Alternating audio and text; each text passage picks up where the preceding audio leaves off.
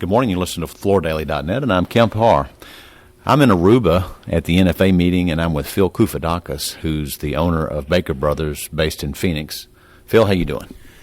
I'm in Aruba, and it's beautiful, and how bad could I be doing? It's great, Kemp. Thank you. That's right. Now, how many stores do you have in Phoenix now? I have 7 retail locations and 1 to the trade location. And how's business doing for you? You know, it started out tough. It was a tough early part of the year, but it's building momentum now. So I think we're going to have a good finish to the year, and I'm completely optimistic about 2017. A couple of things I want to talk about. First is last night we had dinner, and you were talking about what you sell. You focus on fashion and design. You really do work with your end users, your consumers, and help them improve the looks of their homes. It was interesting you told me that your number one brand in carpet is actually number 4. It's the Dixie brands. Talk about that strategy. Well, for us, it's all about differentiation. It's all about bringing style, design, color. Quite frankly, the 40-ounce Fleck Frise is not exciting any consumers any longer, and that's why they're all going to hard surface. And so we try to make a presentation to the consumer that they're not going to find in most places, and it's all going to be driven around making your home beautiful, not just utilitarian and functional. So you don't really compete with the home centers because you play in a whole different price point, right? Listen, you always do compete with them to some level, but we're certainly not looking to be competitive with them. We're looking to bring something completely different to the table. As I always say, when the consumer leaves one of the home centers and comes to us, it's not because they're looking for us to give them a lower price on something. They're looking for some fashion, style, advice, service, all the things that we can offer that they cannot. I met you, I think, the first time 7 years or so ago up in the Napa Valley region, and you were with the Creating Your Spaces people, and you've always been on top of your game when it comes to digital marketing. I want to talk to you a little bit about that. Tell me what you're doing, where you're investing, and exactly what your focus is with digital marketing. Well, I would say this. We are now probably investing as a percentage of our advertising, which was next to none as little as 2 years ago or a year ago. I would envision that next year it might be as much as 50% of our advertising will go to the digital space, and that would include paid search and retargeting and a whole bunch of different stuff. But we're also doing things from direct emails to customers, and we're fixing up our site, and we're making it more engaging. And so it is ultimately where the customer is going for information, and one of the separators that we can have in terms of giving them the same visual online as we give them in store. We did some recent consumer research, and we found out that the consumer starts online, may even go to the home center because they know they can browse around and kind of get grounded on what the prices are, what's available, that kind of thing.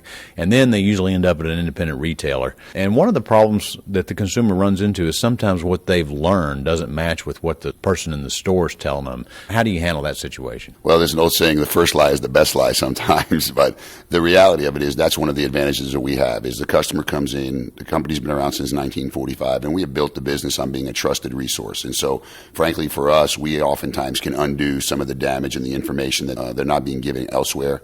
And for us, it's always been about full disclosure to the customer.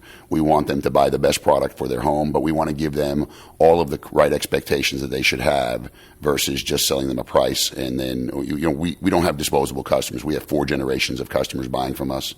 So really giving them quality information is what we've been known for. You know, with this new Wayfair phenomenon, how do you deal with people who really think they want to try to buy on the internet? Well, I think the biggest question is what are the manufacturers doing to control that purchase on the internet? It's their product out there, and some are doing a good job of controlling price, and others are struggling with that, and some are coming to terms with that. And so it really boils down to whether you want to do it yourself or have me do it for you. If you're going to do it yourself and you're going to seek out a price, whether you seek it out on the internet or you run all over town, there's always someone who's going to sell it cheaper than you are at any price. It doesn't matter at any level. The reality is if most people who want it done for them, they're looking for service, they're looking for all those things. And so price, while is a big component of the equation, is not the only component of the equation. Another thing we found in our consumer research is that peer reviews really are an important dimension, when people are making this selection. How are you dealing with that? Well, that's interesting because we have been struggling for years to try to figure out how to get our customers to tell everybody what a great experience they had with our company. And so while they would tell us personally in writing, they would send us emails, they would give us ratings, we had no really way to get it out into the marketplace to combat potentially those negative reviews you may get from one or two people along the way. And so this year we instituted a new program with Creating Your Space that now puts all of those reviews online on my site. It also puts it online in Google and other places like that. So our star rating is now visible to the consumer.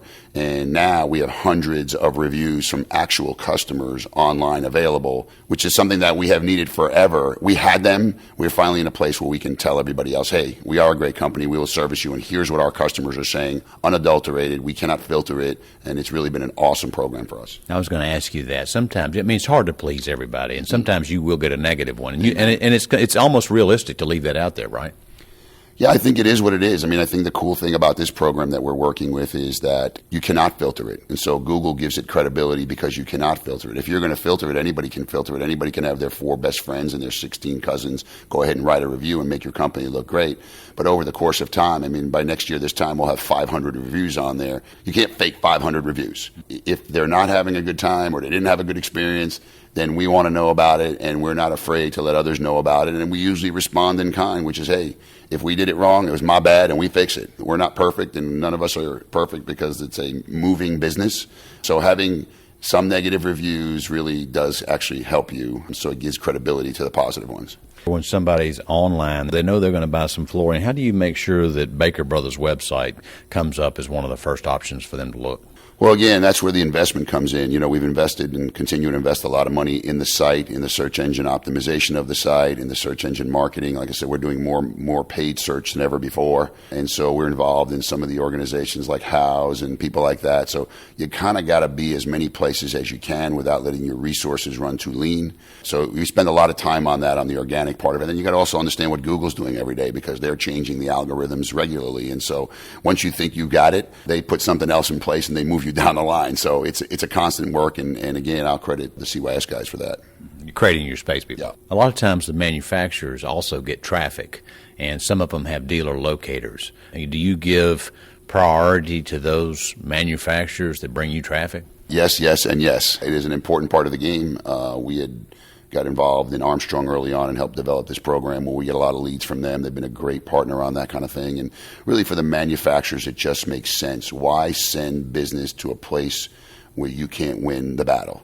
So when they send us a customer or a lead for a customer, we do everything we possibly can to sell that customer Armstrong. And 90% of the time, that's what we do, whether it's Armstrong or whether it's Stainmaster or whether it's Daltile or whether anybody it is. So it's important for the vendors to be sending those customers to places where they will get a representation, not only of product, but to represent the product that they want it to be represented. So, yeah, big, very important going forward. So you just mentioned 3 brands. I guess they're kind of the leaders in bringing traffic to you.